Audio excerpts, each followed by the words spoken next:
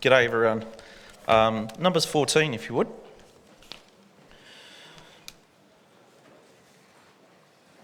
I gave a little talk, recently-ish, about growing up in the Lord. Off the back of that, I just wanted to give another talk that sort of fits in with that slightly. Walking with Giants is what we're calling it, Numbers 14.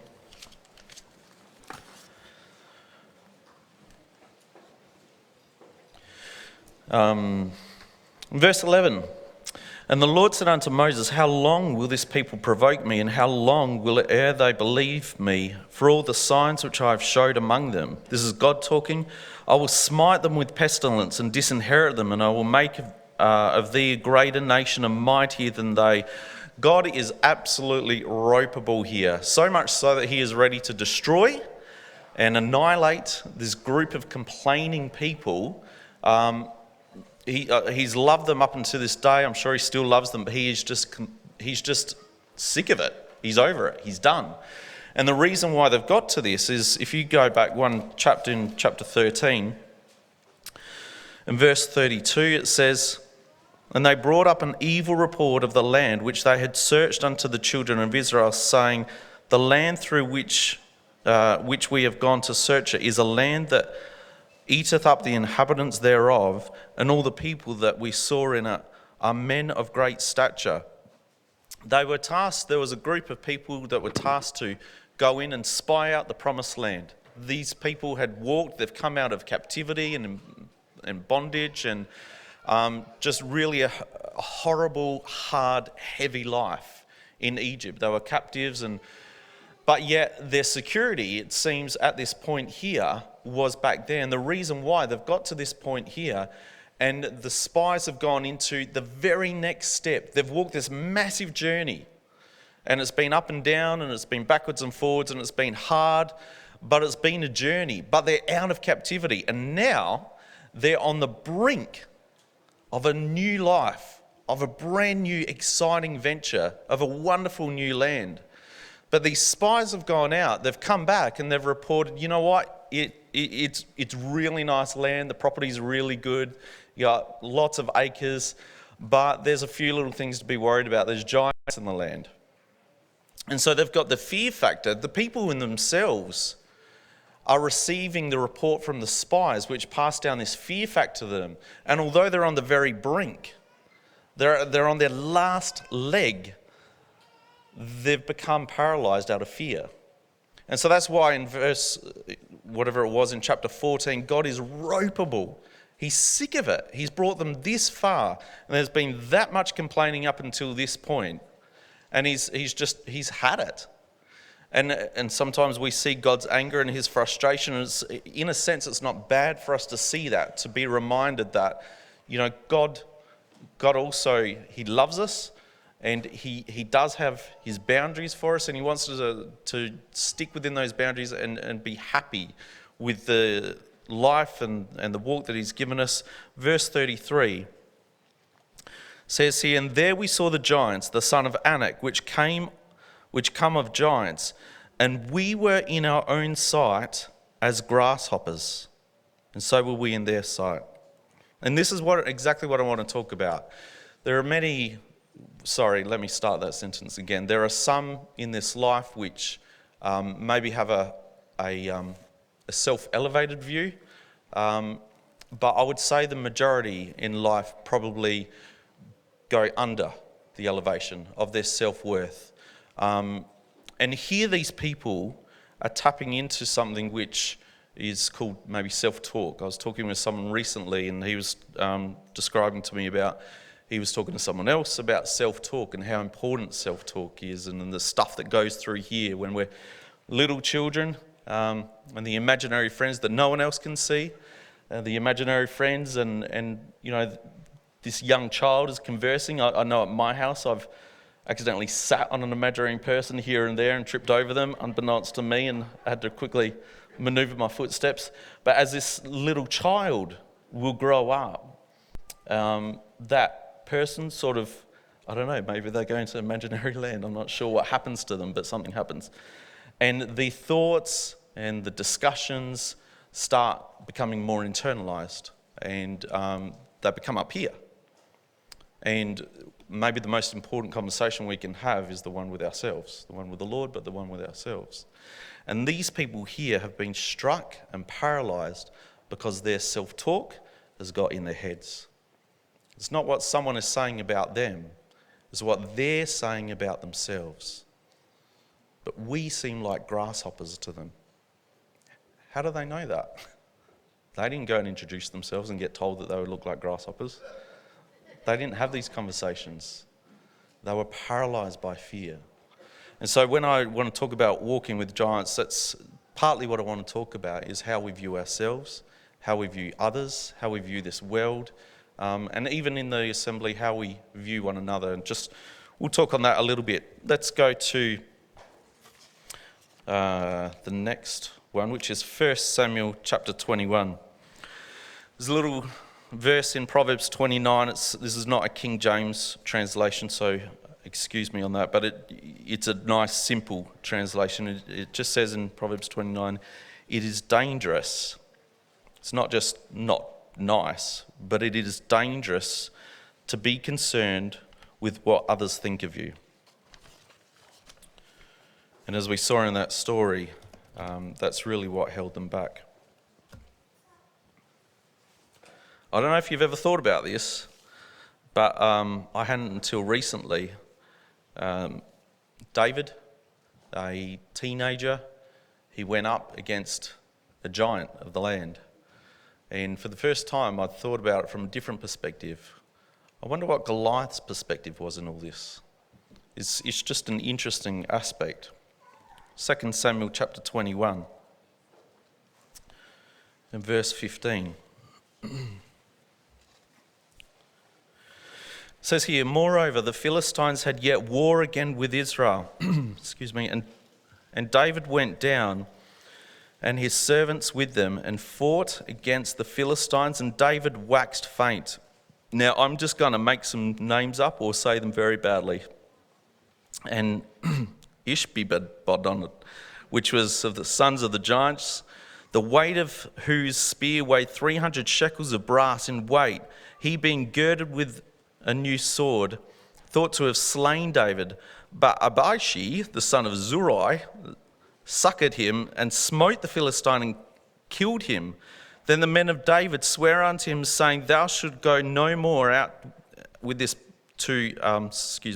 no more out with us to battle, that thou quench not the light of Israel. And it came to pass after this that there was again a battle with the Philistines of Gob, and Sibi and Hushi slew Saph, which was the sons of the giant. And there was again a battle in Gob with the Philistines, where Elnanah, the son of whatever, slew the brother of Goliath the Gittite, the staff of whose spear was like a weaver's beam.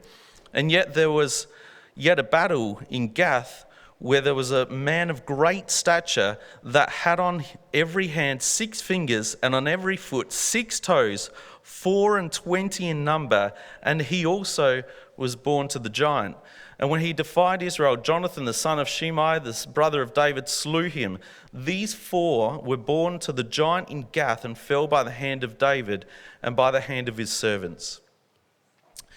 All those complicated names is nothing I wanted to concentrate on, but doesn't it open your thoughts up to something completely different? You think about a giant in the Bible, you probably think about Goliath. But here it lists about 4 different other giants. It seemed that there was a time where there was giants in the land, and maybe there was a particular setting or village that all these people lived in.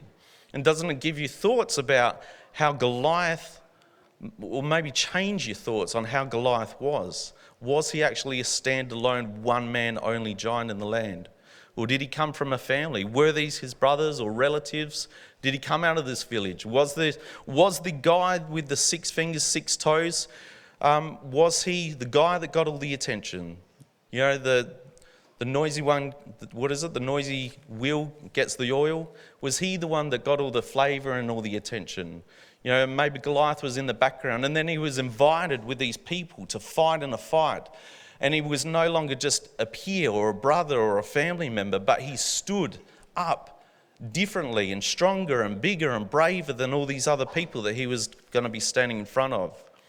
And maybe his upbringing, who knows what his upbringing was, but he didn't just stand alone as a giant that was one and only. This man stood amongst other giants. And when you read about in 1 Samuel chapter 17, if you go back here,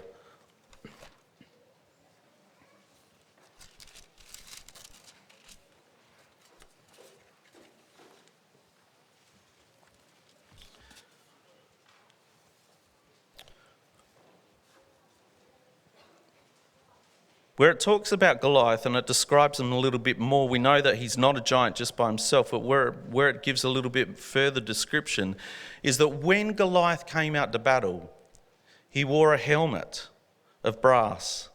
He armed himself with a coat of mail worth about 57 kilograms in weight at the time. He wore a metal plate wrapped around his legs and brass between his shoulders. And to cap it all off, he had another more smaller human being that was holding his shield before him. You know, we picture Goliath as this outstanding giant amongst the whole crowd, the whole setting. But yet there he is. And he wasn't unfamiliar to other giants. There were other ones around him. And there he is standing in front of everyone, and he's protected from head to toe. The point, or maybe the contention I want to say here, is that when you break giants down, maybe they're not as heroic in themselves as it appears. If he trusted himself, if he backed himself, if he had no problems with his own confidence, why did he have to go out covering himself head to toe in all this protective layer of gear where he wouldn't be harmed? Why did he have to do that? And in 1 Samuel chapter 17, verse 40, reads here, and he took his staff in his hand and chose him 5 smooth stones out of the brook and put them in a shepherd's bag, which he had even a scrip, and his sling was in his hand, and he drew near to the Philistine. And the Philistine came on and drew near unto David, and the man that bare the shield went before him. Verse 48. And it came to pass when the Philistine arose and came and drew nigh to meet David, that David hasted and ran towards the army to meet the Philistine. And David put his hand in his bag and took thence a stone and slang it and smote the Philistine in his forehead, that the stone sunk into his forehead, and he fell upon his face to the ground. You know, bravado is a wonderful thing until the rubber meets the road. So there we've got a giant that he's not the only outstanding one. We've got the same giant that's covering himself head to toe with protective stuff. The last thing that man would have seen is a stone as he went cross-eyed, stone coming straight for him, embedded in his head, and then it's lights out. You know, all I'm trying to bring out here is that you don't know a person's background, you don't know what is going on with a person, but one thing is true, is that if you are a human being, you've got securities and you've got insecurities. And you've got things that you're confident about and you've got things you're less confident about. And when we compare ourselves with other people, where we see ourselves as grasshoppers, well, let's move on from that word, where we see ourselves not as good, not as worthy, not as outstanding or whatever. Really, what we need to do is take it back to how does God see us? And not only that, we're reminded of a few different things. You know, Phil Capel is the quoting machine. He's got lots of quotes going on, but one quote he says is that none of us is good as all of us. And it's the remembrance that we've all got our individual talents and our individual skills in life. The other thing is that the way that God looks on us is he loves us individually, but he loves us as a team. And that when we compare ourselves, just be careful. You know, it says in Romans 12 and 1 Corinthians 12 about the body of Christ and its many members. And that maybe if we're going to go down the comparison angle, just remember that God has given us our own special abilities as well. I did want to just bring it a little bit, let's go to Ecclesiastes 7.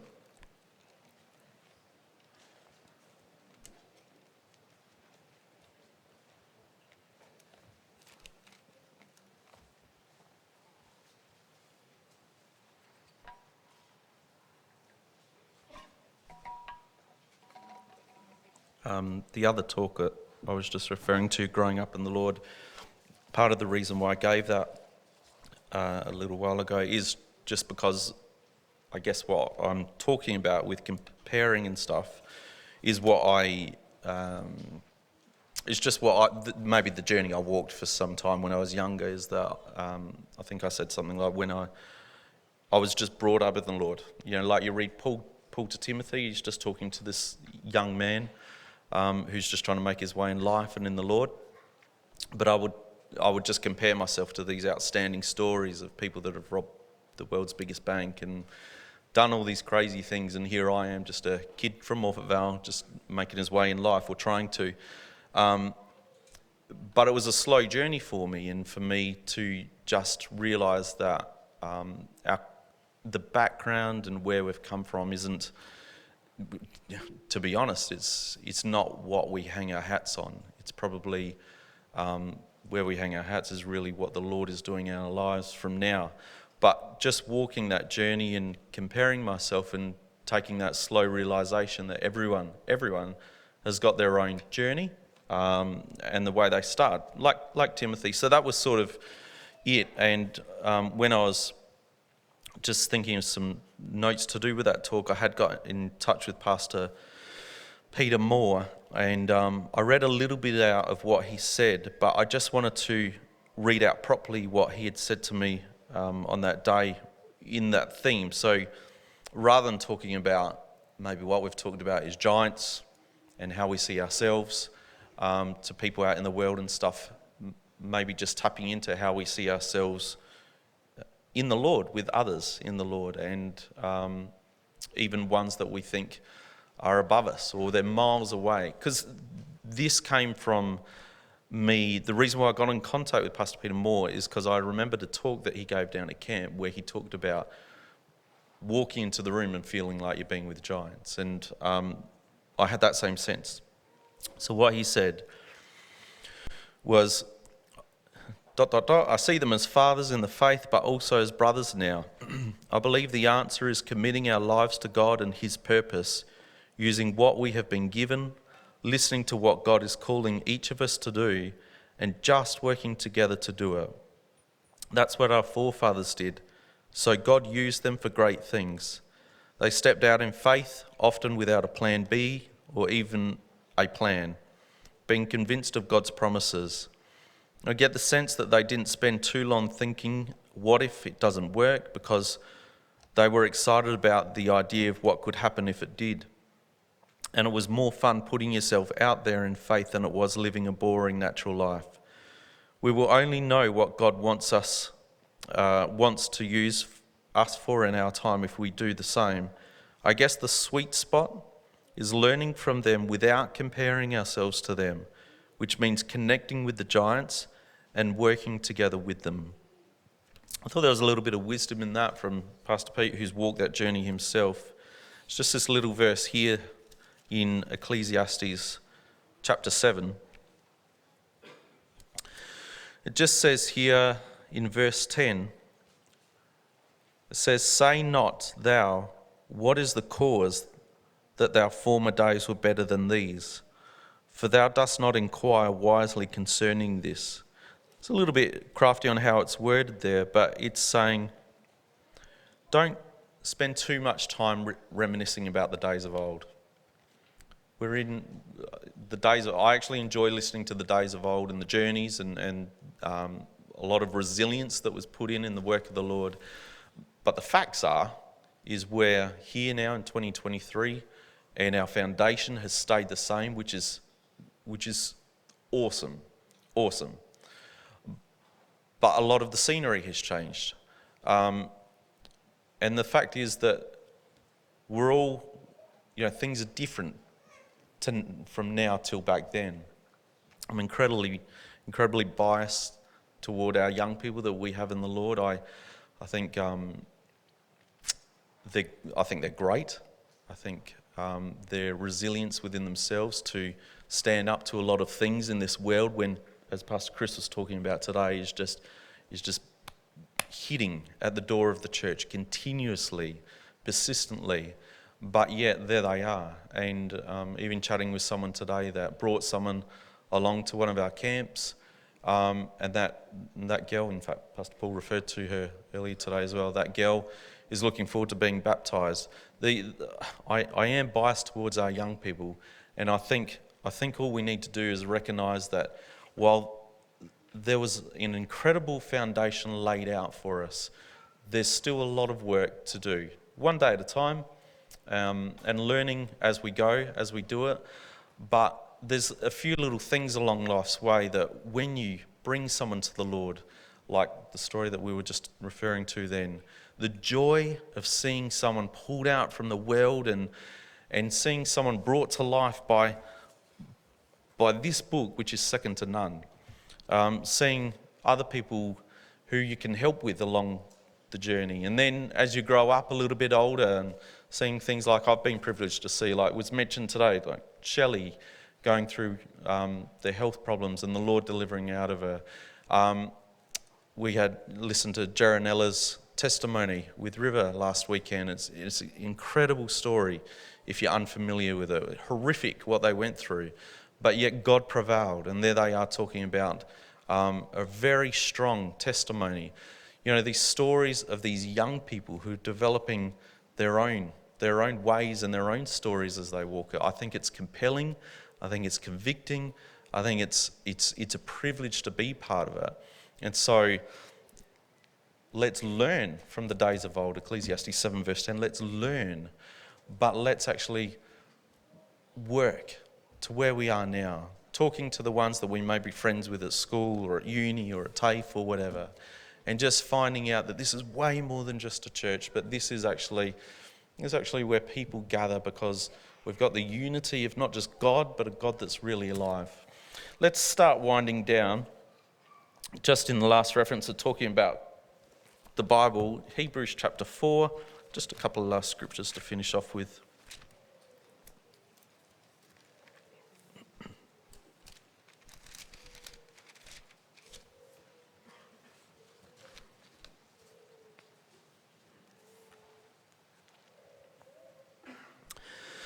Just a quick minute on the actual Bible itself, and I'm just going to ask you to read verse 12, but I actually want to just read it from the Amplified.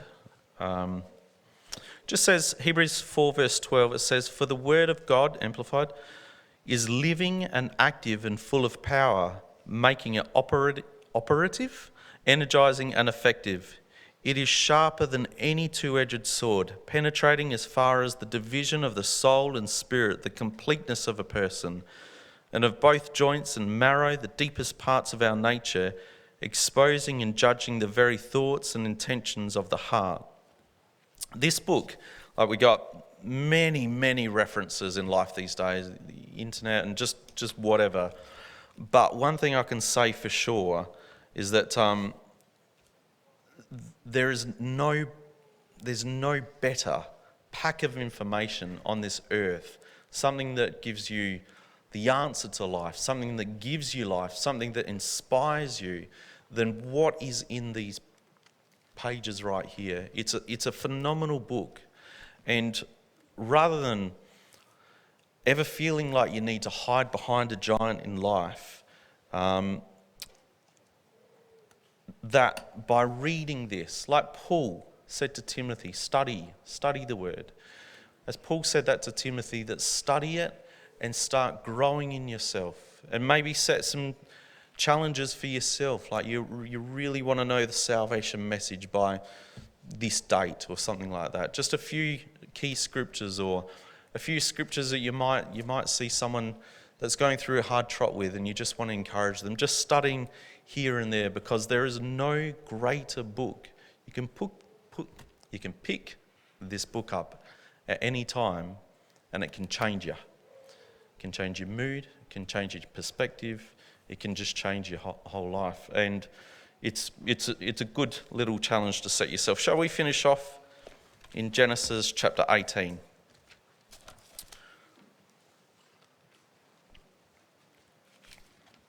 Before we just have some prayer to finish off the day and Hullet Cove Shadow Park get into some exciting cleaning.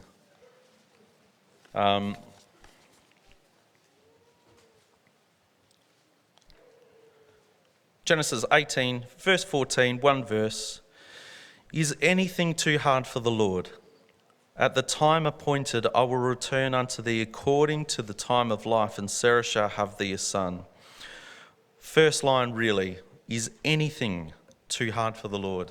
I was at a midweek meeting this week, not this one, a different one. Sister got up, gave a testimony, and she, I did notice when she got up, she seemed to be smiling a lot. And she wanted to talk about, in her words, a mighty miracle that she'd had over her mental health. The way she described it, and I hope I got it word for word, I tried writing it down pretty quickly. It said she was bogged down in her natural thoughts, but she can now see clearly. She has clarity. I just wanted to finish off by saying, when we do feel like we're walking with giants, and maybe the giants, just as we read in Genesis 14, maybe the giants are just in our perspective because that's all it was in Genesis 14. Or maybe we need to break down the ones that we're intimidated by, like Goliath, because we're all human. We've all got our fallibilities, no matter who we are. When the giants are alive in our lives and in our minds, remember, is anything too hard for the Lord? It's not, as that sister proved. Amen? Folks, let's have some prayer, and we'll finish off real soon. I'll come back to you.